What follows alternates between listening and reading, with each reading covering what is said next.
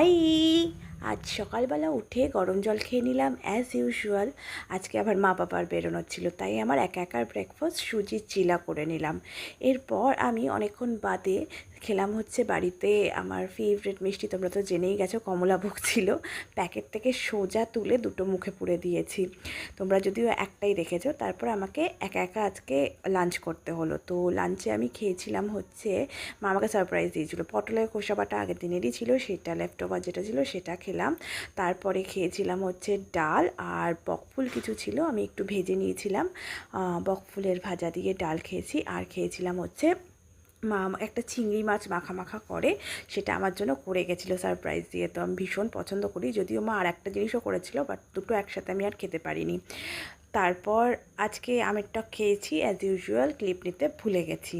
তারপর আজকে আমার বেরোনো ছিল, সন্ধেবেলা একটু বেলের শরবত খেয়ে আমি বেরোলাম। তারপর বেরিয়েছিলাম, গেছিলাম হচ্ছে একটা ক্যাফেতে, অনেক দিন পুরনো একটা কলিগের সাথে দেখা করতে।